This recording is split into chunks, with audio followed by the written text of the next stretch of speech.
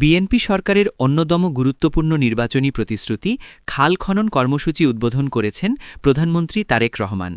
আজ সোমবার দুপুরে দিনাজপুরের কাহারোল উপজেলা থেকে দেশের ৫৩টি খালের খনন কর্মসূচির উদ্বোধন করেন তিনি।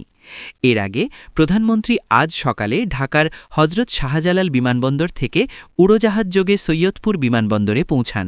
সেখান থেকে সড়ক পথে তিনি দিনাজপুরে যান। প্রধানমন্ত্রী দিনাজপুরে পৌঁছে কাহারোল উপজেলার বলরামপুর সাহাপাড়ার এলাকায় ১২ কিলোমিটার দীর্ঘ একটি খালের পুনঃখনন কাজের মাধ্যমে একযোগে দেশব্যাপী ৫৩টি খাল খনন কর্মসূচির উদ্বোধন করেন।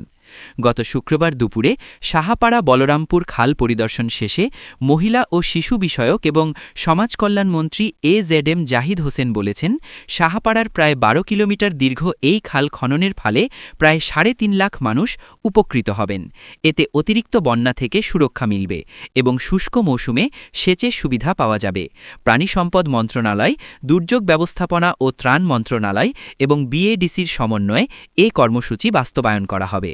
জাহিদ হোসেন আরও জানান, খননের পাশাপাশি খালের পাড় রক্ষা, বাঁধ নির্মাণ ও বৃক্ষরোপণ কর্মসূচিও নেওয়া হবে।